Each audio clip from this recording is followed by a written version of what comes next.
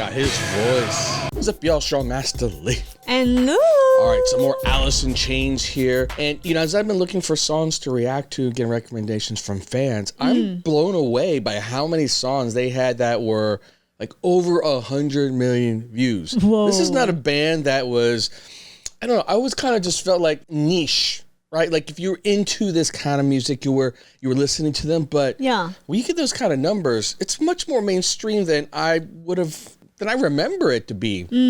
You just didn't expect that. You know what? It just kind of goes to show you how just because, people are like, oh yeah, they're popular. The truth is there's so much like different genres in the world that you can find pockets of people. And that pocket is literally the size of a nation. 100 million. That is 100 million is basically a third of all U.S. people. Like, that's the size of like what that is. And it's amazing once you found out like that. Yeah, I know. Like, right? Area of. I'm trying to expose you guys to these multiverse pockets that you've never seen. But they have at least 400 million like view videos, and the other ones were like doing gangbusters. So yeah, these guys are popular. All right, this song's called Would. I don't know why. It's a question mark. Would. I didn't want to Google up. I kind of want to see like, well, let's listen to the song. Let's watch the music video, see if we can figure out would you do what.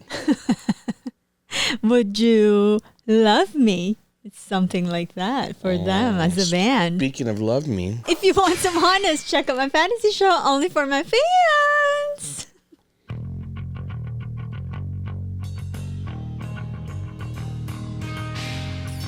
oh, that bass player going.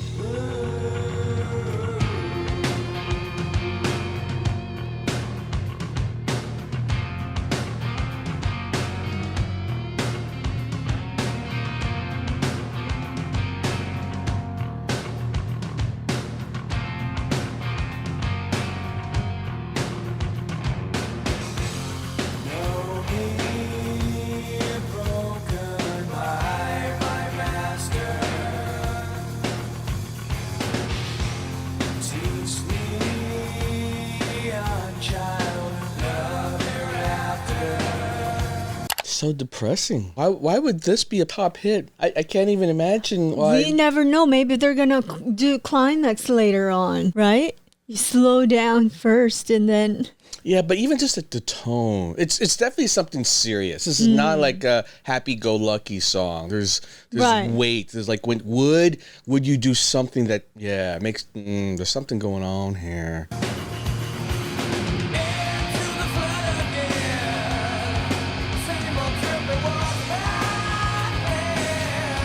Oh, damn, boy.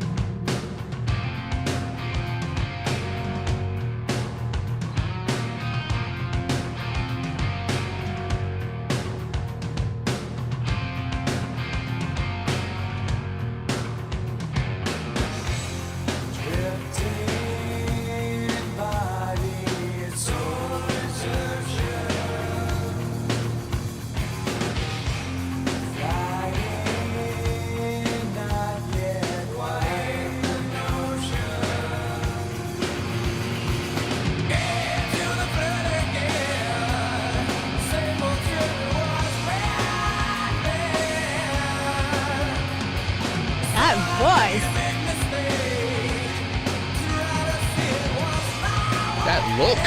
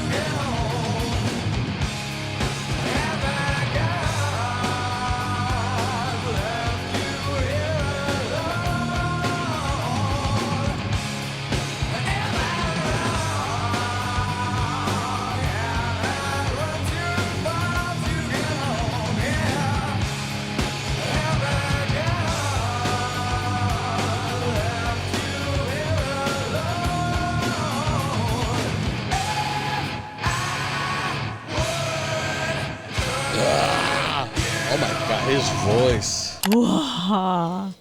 His voice is like that classic rock metal. Yeah. It almost is like the perfect quintessential sort of like rocker Yeah. voice. It's like the moment you hear like, you can be in a band. It's like, get out of opera class. You are not meant for this. You go to rock class next door. That song was, I honestly still don't get it. It's a very dreadful song. It's like very depressing. probably in your daily life, right? We all have our own journey, and it's like that's a question we always like would. I feel like there's something else going on here. The video doesn't actually even explain to me. To me, it felt like maybe like just random snippets of life, but they're not even interconnected. It didn't seem like it culminated anything. Wood. I'm looking this up right now. It's a tribute to a close friend. Andrew Wood. Last name Wood. Maybe Wood is referencing that, but not call him out specifically, right? Like Wood. What happened to his friend? It's a memorial to his friend who, looks like he was on drugs, addiction, overdose. Something to do with that, and it was because kind of survivor guilt. See, there's a sense of his survivor guilt and that his friend passed, but they did. And maybe they were also doing drugs too. And made them go like,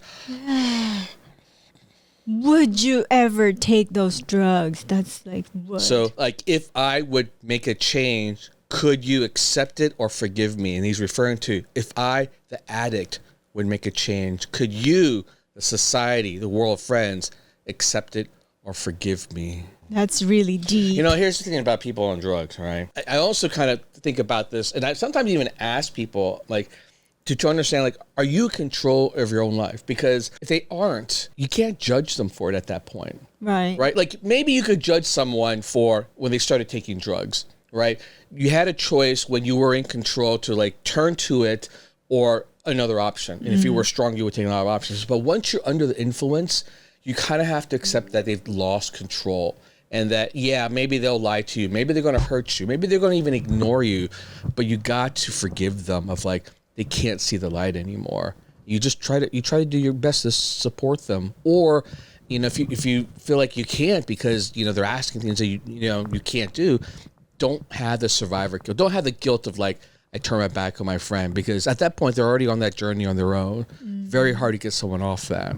But man, that was I wasn't wrong then. That was a deeply disturbing, a type of song and meant to be. Which again, it goes back to me like, this was popular. I'm a little surprised, or maybe it's the kind of song people turn to because when they're in that state, they feel it. They can relate. Yeah, exactly right. You don't want to listen to the Beach Boys at that point, right? You want to listen to probably something like this to feel like that connection. That right. Having that tough journey is like, okay, I can listen to this. I can relate to this. It's a good song, though. Good song. Yeah, they got it. They got such a distinct sound. Right. I love his vocal. His voice is really like that classic